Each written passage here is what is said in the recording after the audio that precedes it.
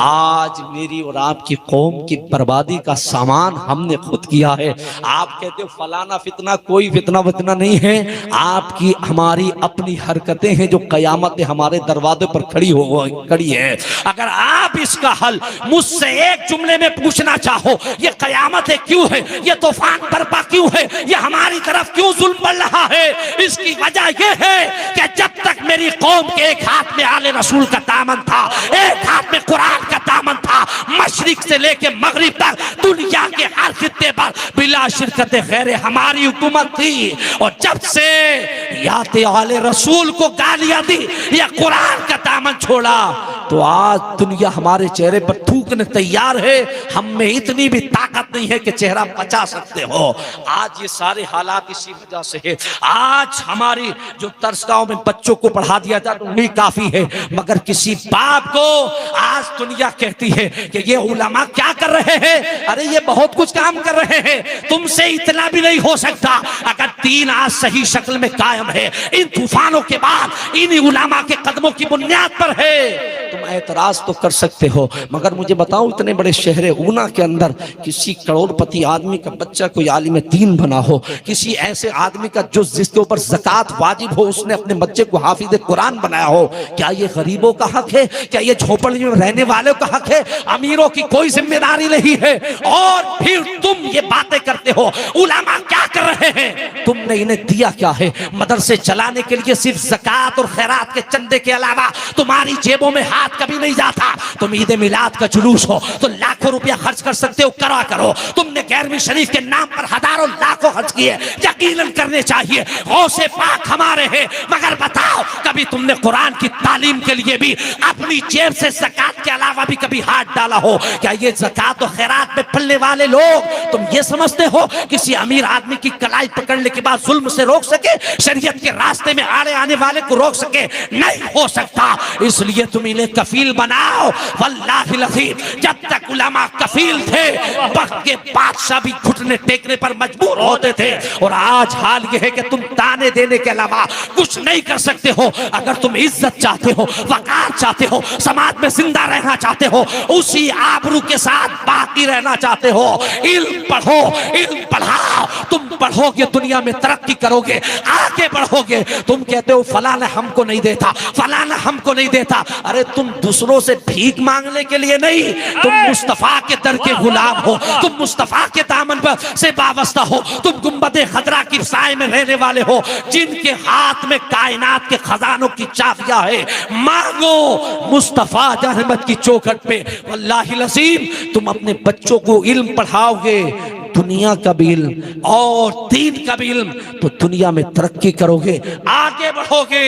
आज कभी तुम्हारे ये तंजीम बनी कि ये एक कमेटी बनाई जाए, किस लिए? कि जो बच्चा मोहल्ले में कमजोर है, यूनिफॉर्म की ताकत नहीं रखता, लाओ पैसे इकट्ठे करके उसे यूनिफॉर्म दिला दी जाए। कभी तुमने इस तरह कमेटी बनाई कि ये बच्चा जो है अपनी फीस को अफोर्ड नहीं कर सकता, कमजोर है, लाओ इसे पैसे दे दे थोड़ा सा इकट्ठा करके बच्चा ताकि फीस पर फिर अपनी फीस पे कर सके? कभी तुमने इस तरह की कमेटी बनाई कि ये बच्ची या बच्चा इंटर कर चुका है, इसे कोचिंग में आगे जाना है ताकि ये अगला रास्ता नीट का एग्जाम पास करे या उसके अलावा यूपीएससी का एग्जाम को पास करे ताकि ये आईपीएस आईएएस बन सके? कभी तुमने गौर किया कि लाओ इसे थोड़ी सी रकम देकर के अच्छी जगह कोचिंग दिला दी जाए और इस बच्चे को आगे बढ़ा दिया जाए? ना ये शऊर हमारे अंदर है, ना ये अखलाक हमारे अंदर है, ये फिक्र हमारे अंदर है। सिवाय शिकायतों के कुछ नहीं है। जो कौम शिकायतें करती रहती है, मारी जाती है, और जो शऊर से काम लेती है वो हमेशा जिंदा। वाह वाह वाह वाह। अगर तुम जिंदा रहना चाहते हो तो ये काम करो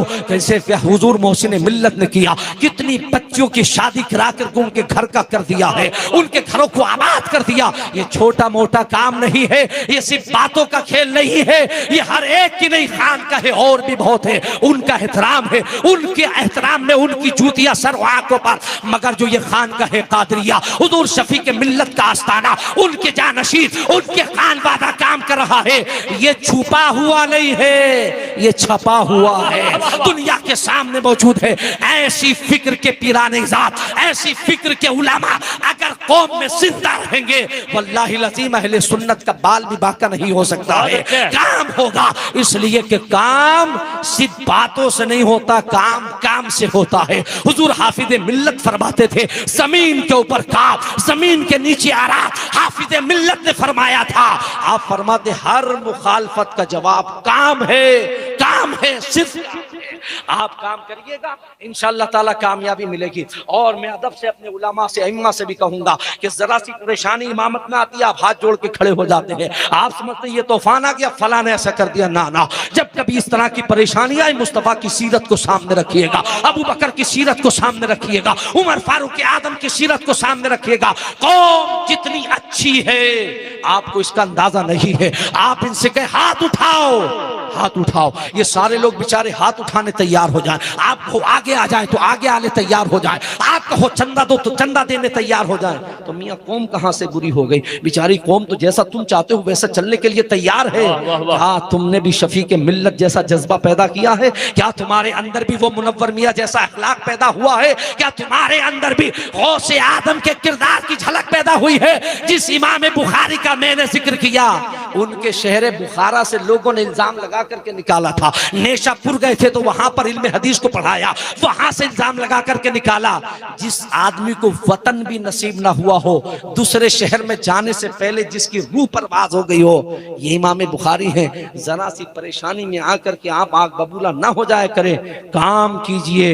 हर मुखालफत का बदला काम है। अगर कोई आपकी मुखालफत करता है, आप उसके बच्चे को कुरान पढ़ाइए, आप उसके बच्चे को अली बातासा पढ़ाइए। अगर आपने 10 सूरतें याद करा दी जो कल तक चौराहे पे इमाम की मुखालफत करता था, वही इमाम वाह वाह वाह वाह, इसलिए कि आपने उसके बच्चे के सीने में कुरान की 10 सूरतों को नक्श कर दिया है। जरूरत है, जहां कौम की इस्लाह की जरूरत है, वहां हमें अपने अखलाक और किरदार और इस्लाह की भी जरूरत है। याद रखिएगा, आज हमारा और आपका रिश्ता इसलिए टला है, कटा है, ये जिल्लत हमारे और रुसवाई हमारा मुकद्दर बन गया है। स्पेन के जो हाल हुए थे, आज वही हाल होने के लिए हमारे तैयार हैं। लेकिन हमारी नींद और ख्वाब गफलत का आलम यह है कि अभी तक आंख हमारी खुलने को तैयार नहीं है। ऐ सोना पास है, सोना बन है, सोना से जहर है, उठ प्यारे, तू कहता है मीठी नींद है, मधी तेरी निराली है। सोना जंगल रात अंधेरी, छाई बदली काली है, सोने वालों जागते रहियो, चोरों की रखवाली है। मैं